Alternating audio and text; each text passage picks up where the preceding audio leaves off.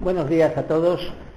Quiero en primer término agradecer a los organizadores de este Congreso Internacional su gentileza hacia mí, especialmente a Miguel Ayuso, por darme esta ocasión de actuar como mero presentador de esta primera mesa que va a versar sobre el carlismo en la historia.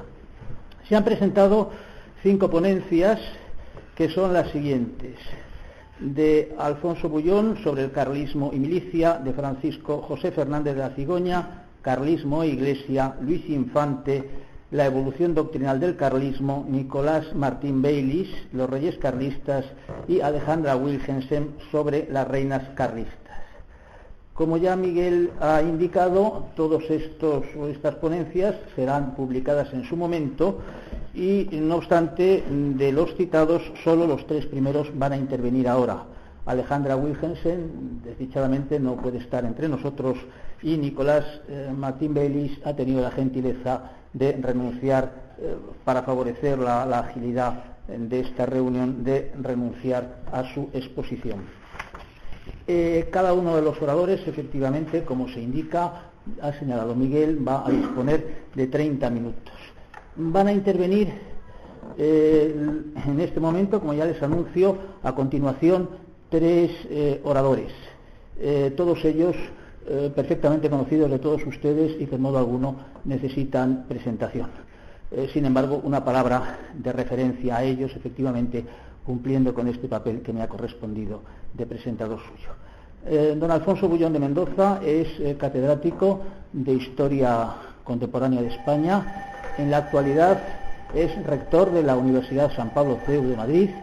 y es uno de los máximos conocedores de la historia del carlismo, especialmente de la Primera Guerra Carlista, que fue el objeto de su tesis doctoral, y luego de la publicación de un libro que sin duda conocen ustedes, o la mayoría de ustedes, y que constituye sobre ese tema tan importante y de tanta enjundia y dimensión como es la Primera Guerra Carlista, una obra hasta el momento no superada. Francisco José Fernández de la Cigoña es un gran conocedor, uno de los más acreditados conocedores de la historia eclesiástica contemporánea. Ha publicado innumerables trabajos sobre temas relacionados con el carlismo, afines a ellos, un trabajo espléndido en su momento sobre Jovellanos, y otro muy conocido entre los muchos que tiene sobre el liberalismo y la Iglesia española, Historia de una persecución. Finalmente, Luis Infante es también estudioso de temas carlistas, de su historia, sobre la que ha publicado también trabajos interesantes, y es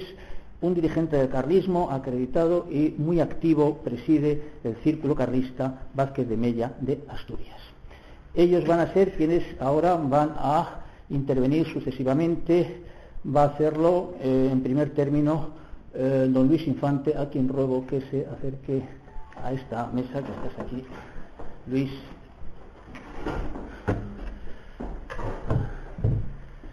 Gracias. Buenos días. Pues voy a saludar a Monseñor, pero Monseñor ha salido, así que, reverendo señor, señoras y señores,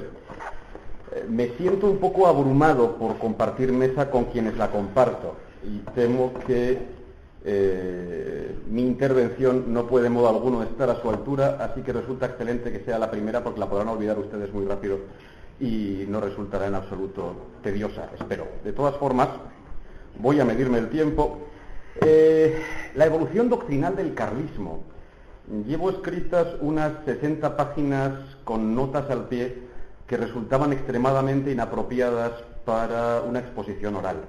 Así que he decidido renunciar a ellas y limitar mi intervención a unas pinceladas que pueden empezar por considerar, cuando hablamos de evolución doctrinal del carlismo, ¿es el carlismo una doctrina? ¿Tiene el carlismo una doctrina? Históricamente el carlismo no es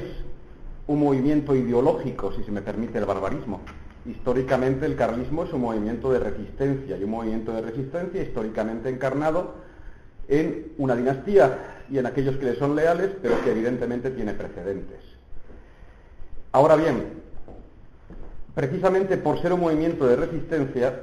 en el primer carlismo, el carlismo que casi se improvisa en 1833, Las corrientes de pensamiento que en él se encuentran son bastante diversas y algunas no sobrevivirán y algunas otras serán consideradas por pensadores carlistas posteriores casi como heterodoxias o incluso excrecencias. Pensemos, por ejemplo, que si en el periodo fernandino solemos hacer la relación de los que podemos llamar realistas renovadores, los vinculados al manifiesto de los persas,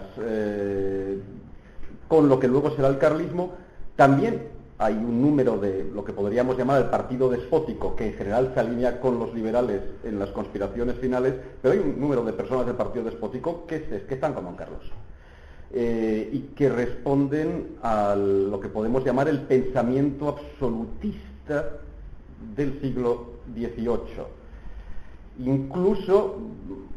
de los pocos textos que conservamos, por ejemplo, del general Zumalacárregui, que hacen alguna alusión a su pensamiento político, así como sí hay alguna mención, por ejemplo, de los fueros, lo que queda también claro es la enorme admiración que siente el general Zumalacárregui por Carlos III y por el periodo de Carlos III. Y no es el único del primer carlismo que piensa así. Nos encontramos con un número considerable de carlistas para los que la referencia inmediata, y eso es lo importante en el primer carlismo sobre todo, hablamos de un movimiento de referencia inmediata, un movimiento que reacciona en defensa de algo que han conocido. Y a pesar del enorme desgarro que supuso para la historia de España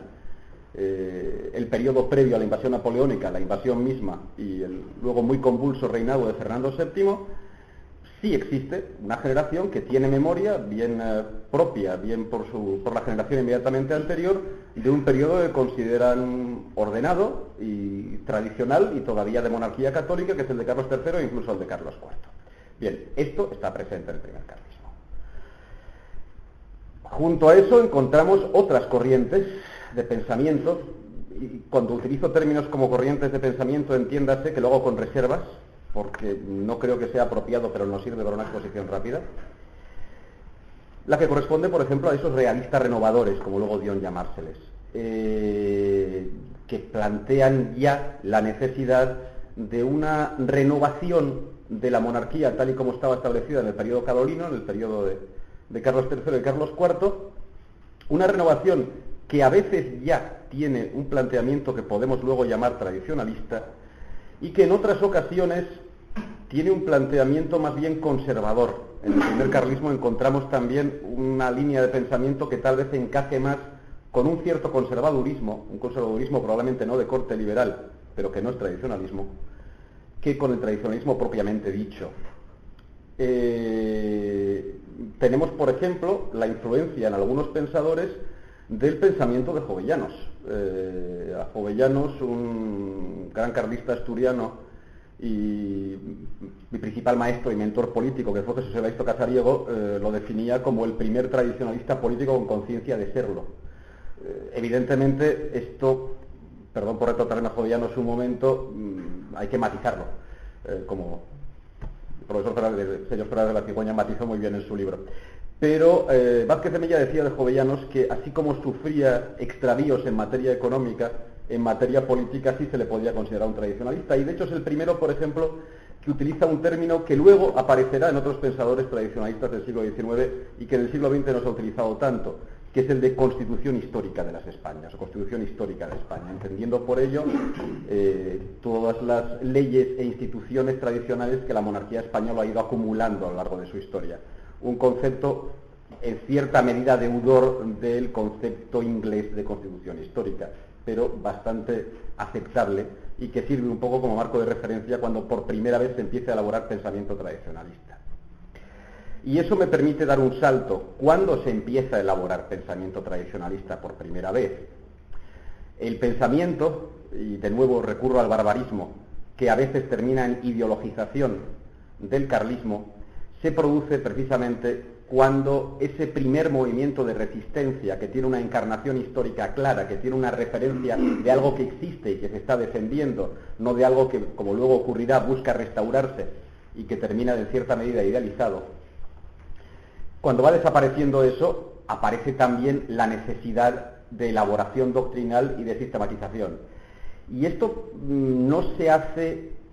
de manera uniforme. La referencia que todavía hoy predomina, creo yo, en el ámbito del tradicionalismo, y entiéndase, aunque por la presentación del profesor Gándara ya habrá quedado entendido, que yo estoy hablando no solo académicamente, o tal vez muy poco académicamente, estoy hablando desde dentro del tradicionalismo, porque al fin y al cabo yo lo soy. En el tradicionalismo actual sigue pesando mucho la formulación que se debe en gran medida a Juan Vázquez de Mella. Me permito un inciso personal, aun siendo presidente del Círculo Cultural Juan Vázquez de Mella, me reconozco a día de hoy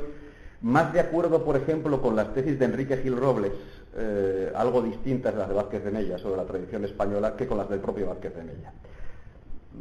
Antes de Vázquez de Mella hay otras formulaciones, la suya, que es tan genial, tan brillante y que tuvo tan enorme influencia, prácticamente obnubiló a las otras. Ya casi no nos queda memoria de los pensadores que tratan de elaborar pensamiento tradicionalista o que tratan de sistematizar pensamiento tradicionalista antes de Mella. Me he permitido dar un salto de casi principios del siglo XIX a casi finales del siglo XIX, principios del XX, pero ahora vuelvo inmediatamente a donde lo dejamos. Ya durante la Primera Guerra Carlista, que también ha estudiado el profesor Bullón de Mendoza, podemos reunir una buena cantidad de documentos, manifiestos, que nos dan una idea de ¿cómo decirlo?, la conciencia que empieza a tomarse en el bando carlista de lo que se está defendiendo. Digo conciencia que empieza a tomarse porque durante la misma guerra se nota una cierta evolución de ese primer movimiento de resistencia contra el liberalismo que ya lleva un tiempo imponiéndose durante el periodo fernandino, y de ese movimiento de pura lealtad dinástica, de proclamar al rey legítimo. Hay una serie de figuras que van ya pensando en que lo que están defendiendo no es exactamente la vuelta al statu quo de 1833 ni la vuelta al statu quo de 1808. Se ha dicho en muchas ocasiones y en muchos sitios que, por ejemplo, el fuerismo, el foralismo no está presente en la Primera Guerra Carlista. Ciertamente lo está, si bien no está tan presente ni de forma tan determinante como lo estará posteriormente. También es cierto que el fuerismo no es exclusivo del carlismo y que la extraña coalición que se opone al carlismo en el campo de la guerra y en el campo de la política cuenta con fueristas. Extraña coalición a la que me refería hace un momento cuando hablaba de los despóticos. Todos sabemos que lo más característico es los últimos gabinetes de Fernando VII. Hay una cierta coincidencia entre los principales miembros del bando despótico y los miembros más moderados o más realistas del bando liberal, que terminan haciendo causa común contra don Carlos y para la imposición de la regencia de María Cristina en nombre de la niña Isabel. Sin embargo, esta permanencia de despóticos tanto en el bando que enseguida llamaremos liberal, o el bando isabelino, o el bando cristino, y la presencia de algunos en el bando carlista, hará que la comunicación doctrinal entre ambos bandos existe, y hay incluso una cierta influencia mutua, o tal vez se podría hablar incluso de una cierta contaminación mutua, que resurgirá posteriormente varias veces durante el siglo XIX, con el trasvase de figuras y el trasvase de tendencias entre un bando y otro. De la misma forma que encontraremos después, y perdonen que dé tantos saltos cronológicos, encontraremos después influencia de algunos primeros tradicionalistas, aquellos que ya son conscientemente tradicionalistas, en el conservadurismo liberal, y encontraremos influencias del conservadurismo liberal en el bando carlista, especialmente cuando en la decadencia del periodo isabelino el sector más conservador, o un sector de los más conservadores de la parte isabelina, se pase a don Carlos. Volviendo al periodo de la Primera Guerra. Para el término de la Primera Guerra, esta, ¿cómo decirlo?, confusión doctrinal que se encuentra en el bando carlista se depura en parte por las bravas. Es decir, aquellos que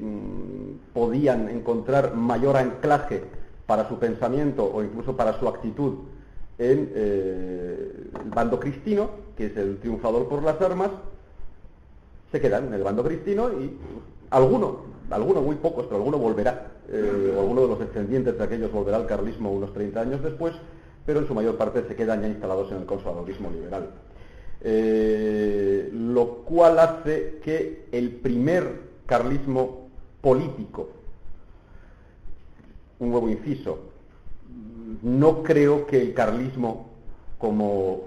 movimiento se haya visto a sí mismo como movimiento político hasta por lo menos la década de 1860 o incluso la década de 1870. Pero el primer carlismo que tiene que vivir en el exilio y hacer su propaganda y mantener algún tipo de unidad entre sus adeptos, o el carlismo que permanece en el interior, sufriendo primero una represión muy agresiva que va perdiendo intensidad y que va permitiendo poco a poco un poco más de actividad, empieza ya a formular las cosas en términos más doctrinales. Capital en ese periodo de unos años después de la guerra, cuando el carlismo comienza a asomar la cabeza públicamente en España, es el periódico La Esperanza, de don Pedro de la Hoz, que precisamente me acaban de mostrar una tesis doctoral recién publicada. En el periódico La Esperanza, del cual he podido consultar hasta ahora, reconozco que pocos textos, se nota también todavía en el primer periodo la presencia de estas tendencias doctrinales algo diversas. No se puede hablar ya evidentemente de despóticos, entiéndase cuando hablo de despóticos que lo estoy utilizando a la manera que se utilizaba en el periodo fernandino,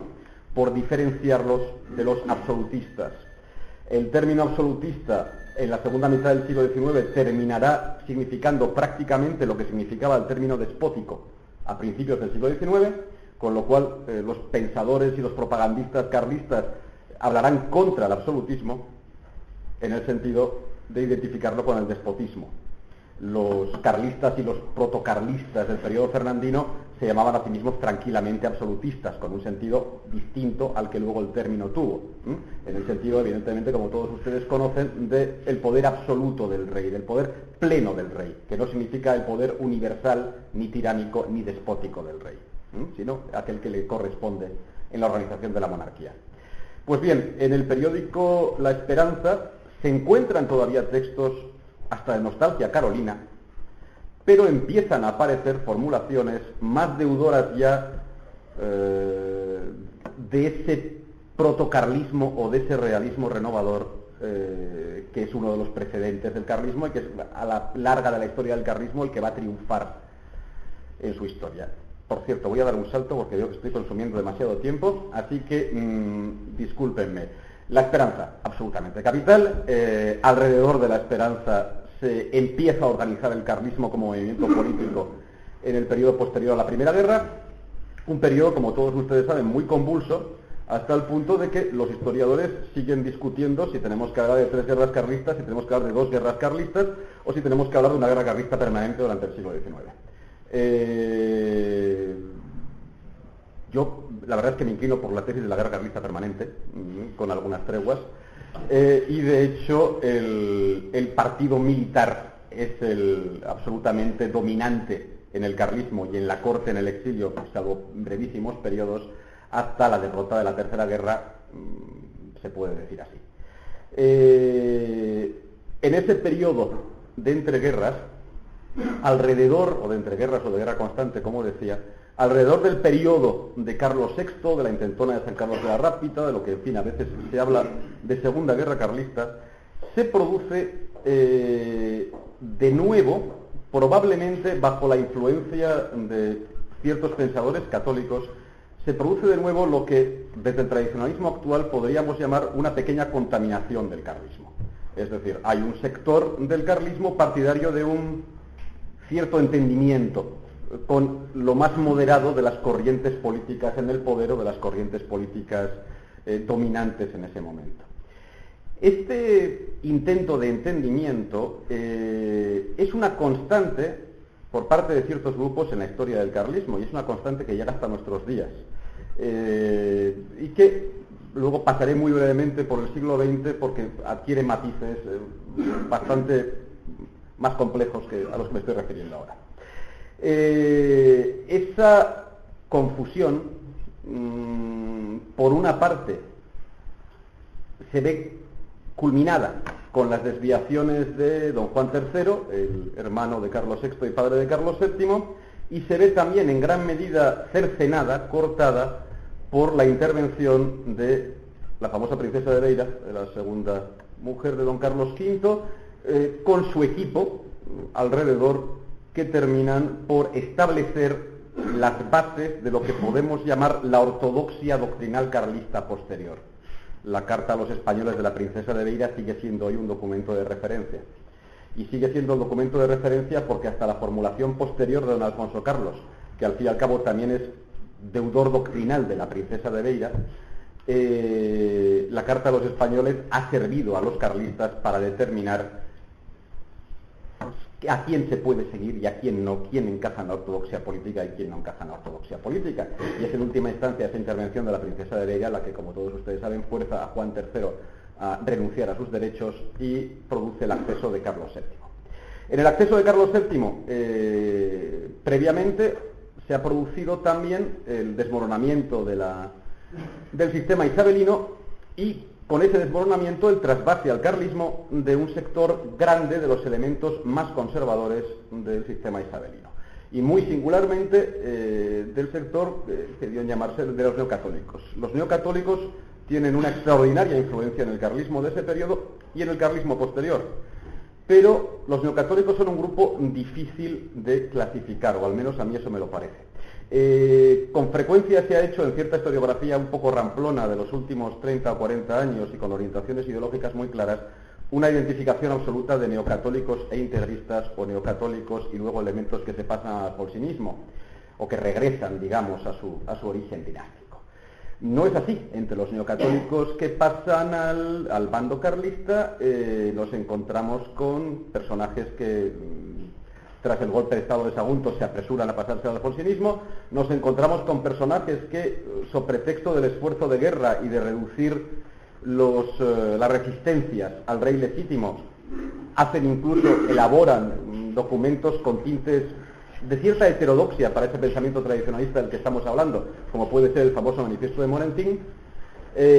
y nos encontramos con neocatólicos que ellos o sus descendientes inmediatos van a producir muy poco tiempo después lo que dio en llamarse el cisma integrista, la separación del integrismo del carlismo. Cuando hablamos de cisma integrista, esto ya nos da una pista, y es que no es solo una cuestión de rebeldía contra el rey legítimo. Cuando hablamos de cisma integrista es que el carlismo de ese momento ya tiene una conciencia doctrinal. Ya en este periodo que hemos seguido, ya se ha elaborado una doctrina que es más o menos reconocible por la inmensa mayoría de los carlistas como los principios de la tradición que se están defendiendo. ¿Qué causa el cisma integrista y qué promueve el integrismo? Es algo que tampoco resulta fácil de decir en dos o tres frases, porque también entre los que se separan alrededor del manifiesto de la prensa de Burgos y posteriormente las actitudes son extraordinariamente diversas. Y son tan extraordinariamente diversas que pocos años después darán lugar a trayectorias políticas completamente separadas. Es decir, de aquellos que se separan de la obediencia dinástica con el integrismo, encontraremos posteriormente a personas formando la primera democracia cristiana española, encontraremos a gentes entrando de lleno en el conservadurismo alfonsino, encontraremos a gentes que dan lugar a toda otra floración de pequeños partidos y movimientos, y encontraremos a un número considerable de sucesores de este grupo político o de esta tendencia política que se reintegran al carlismo en el periodo de don Alfonso Carlos y bajo el impulso de don Manuel Falconde, cuando éste vuelve a la comunión tradicionalista. He utilizado el término comunión tradicionalista, y el término comunión tradicionalista también nos da una idea de cuándo se produce una cierta, si se me permite también la palabra, autoconciencia del carlismo como organización. Como organización política suele atribuírsele sobre todo al Marqués de Cerralbo el haberle dado por primera vez una estructura parecida a una organización. Digo parecida a una organización porque estamos hablando desde el siglo XXI y cuando ahora pensamos en una organización política, evidentemente no pensamos en aquello que era el carlismo hasta tiempos bien recientes y que era más bien, de nuevo recurro a un barbarismo, lo que en inglés se llamaría network. Era una floración de grupos, tendencias, juntas, movimientos e individuos que tenían en común el rey y su jefe delegado o su secretario, pero que no formaban evidentemente nada parecido a una organización moderna con sus ficheros, con sus controles y con sus reglamentos. Y que de hecho ese ha sido el funcionamiento del carlismo hasta tiempos recentísimos. En la obra de don Manuel de Santa Cruz, Apuntes y documentos para la historia del tradicionalismo español, se puede ver, creo que bastante bien, cuando el carlismo comienza a adoptar la comunión tradicionalista una apariencia de organización moderna. Bien, comunión tradicionalista, comunión católico-monárquica, comunión legitimista. El término comunión tradicionalista aparece por lo menos en la década de 1870, incluso en algunos documentos ya de Carlos VII. Insisto, término comunión nos da un poco la idea de lo que estaba diciendo, de una organización relativamente difusa. Difusa, pero con algo muy concreto, un rey, que es lo que evidentemente ha proporcionado la espina dorsal del carlismo durante todo este tiempo. Veo que se me pasa el tiempo, así que voy a intentar decirles en 6 minutos todo lo que ha ocurrido desde la Tercera Guerra Carlista hasta estos días. Bien, estábamos hablando evidentemente del cisma integrista, estábamos hablando de la primera democracia cristiana y antes me había referido a la enorme importancia de Vázquez de Mella en darle el cuño doctrinal al tradicionalismo, cuño que conserva prácticamente hasta hoy. Todos hemos oído hablar también del cisma mellista. Yo aquí voy a romper una lanza por mi paisano. Yo creo, y creo que además sus escritos y su actitud vital así lo demuestran, que Vázquez de Mella nunca promovió un cisma, nunca creó un partido. Otra cosa fueron ciertos mellistas. Y tengo que reconocer, aunque esto supongo que todavía hoy puede resultar algo escandaloso, que a don Víctor Pradera, por ejemplo, yo lo considero como tantos santos mártires, como Santo Tomás Moro, que de no haber muerto mártires serían considerados herejes y recordados como tales, y por eso la divina providencia permitió que murieran mártires de la fe y que los veneremos. Pues bueno, algo parecido le ha ocurrido a don Víctor Pradera. Víctor Pradera precisamente en sí mismo representa una evolución muy curiosa del pensamiento tradicionalista, y es una evolución que sufre influencias de cierto corporativismo católico, de cuño, digamos que extraño, por no extenderme más, y que además demuestra algo que hasta nuestros días ha sido también una tendencia permanente en el carlismo y que ha proporcionado éxitos notables y distorsiones doctrinales notables, que es la necesidad de expresarse con un vocabulario moderno. Y de eso, bueno, pues quienes hayan leído el Estado Nuevo se darán cuenta perfectamente de a qué me refiero. Es un vocabulario extraordinariamente moderno, tan extraordinariamente moderno que yo no creo sinceramente que un carlista se pueda reconocer en él. Pero en fin, Víctor Pradera representa una tendencia que encontramos una y otra vez de intento de integración en el sistema en el momento en que se interpreta o se quiere interpretar que el sistema es más o menos aceptable o ha supuesto un freno en la constante degeneración de la revolución. La revolución con R mayúscula es una constante del pensamiento tradicionalista como el enemigo que hay que batir. La contrarrevolución en España termina encarnada por el carlismo. El caso de Pradera y sus estrechas relaciones con la victoria de Primo de Rivera, por ejemplo, pues van por ahí, mientras que el carlismo del periodo primo-riverista es en general muy hostil a la dictadura, o al menos la mira con profundo desprecio. Antes de eso, el periodo que sigue a la Tercera Guerra Carlista, el periodo de decadencia que marca el segundo matrimonio de don Carlos VII y de intentonas fallidas, es un periodo de producción doctrinal considerable. Periodo de producción doctrinal que continúa en un periodo poco conocido, que es el periodo de don Jaime, reinado de don Jaime, en el que el carlismo adopta casi por primera vez un discurso de patriotismo muy parecido a lo que podríamos llamar, y también manejo el término con cuidado o con prevención, no lo estoy haciendo con mucho cuidado, de nacionalismo español, dado que el propio rey don Jaime es probablemente lo más parecido a un nacionalista español que ha tenido el carlismo. Perdón por el salto y por el tiempo, don Jaime, como ustedes saben, muere en 1931, proclamada ya la Segunda República, y ese es el periodo en que se produce el retorno al carlismo de los restos del integrismo que no estaban comprometidos con otros, de algunos restos mellistas, aunque el mellismo realmente nunca formó un movimiento, era un conjunto de personalidades, y de una serie de personas de otras procedencias. Pensemos incluso hasta en el Partido Nacionalista Español del doctor Albiñana, que termina vinculándose a la Comunión en 1936. Las circunstancias históricas que todos ustedes conocen, de la guerra, el exilio del regente, la prisión del regente, la clandestinidad del carlismo dentro de un bando en el que ha sido por primera vez militarmente el vencedor, producen también unos reflejos en la propaganda carlista muy interesantes. Y tenemos, por ejemplo, el curioso, no diré cisma, pero la curiosa separación que se produce entre un carlismo oficial y el más numeroso en la clandestinidad del que permanece militando, porque la guerra produce una gran desmovilización de lo que era el enorme carlismo de 1936. Un carlismo que es muy hostil al primer franquismo, una hostilidad que va relajándose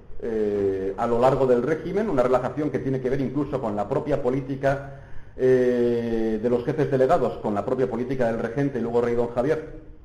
y con ciertas influencias de la Santa Sede, que marcan también una relajación doctrinal del carlismo, que ya no es, ¿cómo decirlo?, ya no tiene la exigencia tradicionalista y legitimista que había terminado de acuñar en el periodo que va del acceso de don Jaime, de la sucesión de don Jaime en 1909 hasta, por ponerle unas fechas, hasta 1936. Y termino ya, lo siento, aunque sea un salto cronológico brutal, del carlismo del periodo franquista, y analizar el carlismo del periodo franquista, además de que lo tienen ustedes muy bien documentado en la obra de Manuel de Santa Cruz, como evidentemente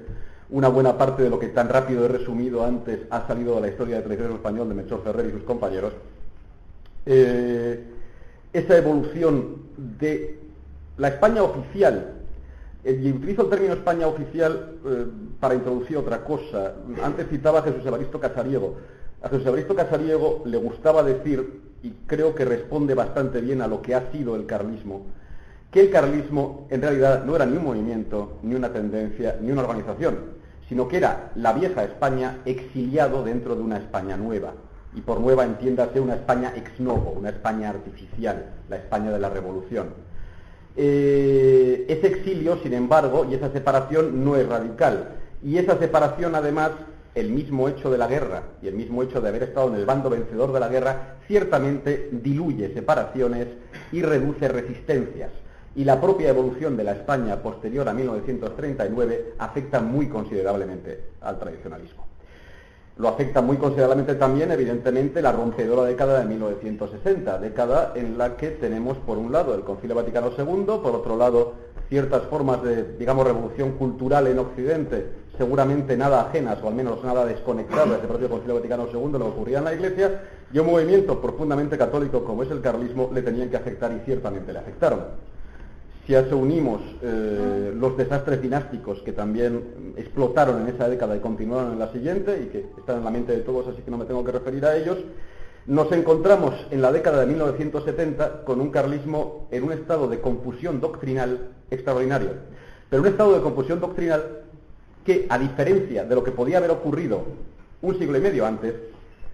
es un estado en el que el carlismo realmente vive ya solo como doctrina. Es decir, ese movimiento histórico de resistencia está demasiado separado de sus inicios como para no haberse convertido fundamentalmente en un movimiento doctrinal, que es lo que, entiendo que por desgracia, en gran medida le ha ocurrido al carlismo, y es lo que nos queda de carlismo hoy en nuestros pequeños grupos. Una confusión doctrinal que ha ocasionado que se hagan pasar por carlismo cosas que ciertamente no lo son, pero que, como eso entraría casi en la polémica política contemporánea, y un congreso de corte académico como el actual no es seguramente el lugar para hacerlo, les emplazo a que lean mi ponencia extendida en el libro de las actas, y les agradezco mucho su paciencia.